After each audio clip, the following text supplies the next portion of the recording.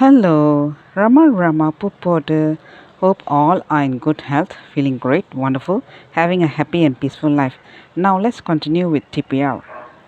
TPR commented one day, even though I was closely associated with Bhagavan, there were doubts that assailed me. The cause of these doubts was centered on the misunderstanding of scriptural texts. I had this problem because, like me, he too had studied philosophy.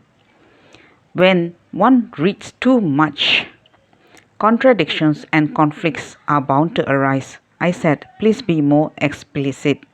This looks exactly like my problem too. TPR explained, there was always a confrontation within me between knowledge and wisdom. Is all knowledge of the scriptures really so useless that one can attain wisdom only by giving it up? Or does one go beyond this framework? This was the dilemma I was in. I wondered whether learning the scriptures was a mere waste of time. I therefore put this question across to Bhagavan. Bhagavan then calmly explained, Arunachala is the center of unlearning. Everything that one has learned has to be given up here for the final culmination of spiritual perfection. Unless one has learnt something, how can one unlearn it? The scriptures equip us with learning. Does unlearning denote denying or removing the scriptures from one's memory? How is that possible? On the other hand, unlearning means releasing oneself from the mere intellectual knowledge of the scriptures and plunging oneself into the experience of the truth. That is, making it one's own and not keeping it outside as something other than oneself. What is conveyed in the scriptures should become one's own experience.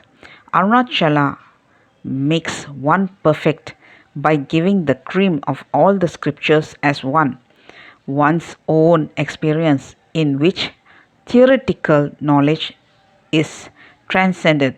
In short, the individual I or the ego is the learning, this knowledge is in the head, while the throbbing of the I is in one's heart.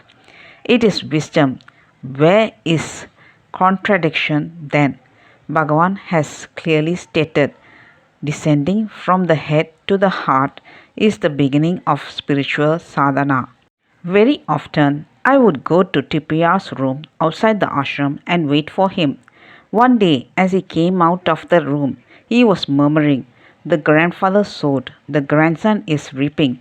He kept muttering it repeatedly. I asked him, what are you saying? He then gave me a beautiful explanation. One day, a devotee offered a huge bhiksha, a traditional feast given in the honor of a saint, to Bhagavan in the ashram. While I was expressing joy to my friend over the feast, Bhagavan walked in. He had heard our exchange. He smiled and then turned in my direction and said, thinking about Bhiksha? Your grandfather's house was the only one I entered to eat after coming to Arunachala. Every day, your grandfather would regularly visit the temple. He was a staunch devotee of Lord Arunachaleshwara. A tall and heavy-built man, he adorned himself with a rudraksha garland and other beads. In those days, around 1896, I used to stay inside the big temple near the Gopuram, Subramanya shrine at the entrance of the Arunachaleshwara temple. Every day, your grandfather would sit in front of me for a while without saying anything. I was a young boy of 16. He was an elderly person, but he too kept silent when he was with me. He was a well-known person in the town, and a lot of important people used to be his guests. One day, a very important person came home, and arrangements were made for a feast. Even on that day, after your grandfather came to the temple to have the darshan of the Lord, he came to me and sat down. After a while, he got up and then, abandoning his usual silence, said to me, "Get up.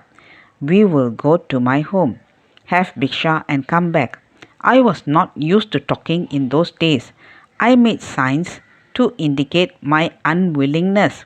He did not heed me. He was big and strong, while I was thin and weak. He repeated his request. I persisted in signaling no. Since I didn't budge even a little, he bent down, linked my arms to his, forced me to get up and follow him. I was thus forced to enter his house. He made me occupy the most important place and spread in front of me a leaf much larger than the other ones. He himself served me. After I finished my meal, he ate. In those days, I never had a bath. My body would smell, and so nobody would come close to me. Yet your grandfather used to come unfailingly and sit close in front of me. Many people in town came to see me and then went away. Your grandfather alone realized that though young, what was in this was fullness. TPR had tears in his eyes when he narrated this. He concluded, "Ganesan, it is solely my grandfather's devotion to Bhagavan that is now enabling me to enjoy his holy presence and experience the inner felicity which Bhagavan is showering on me every day." Another day I asked TPR, "Can you tell me about the compassion of Bhagavan?" Many people talk about Bhagavan's compassion as his greatest attribute. He replied, "There are two sides to Bhagavan's compassion.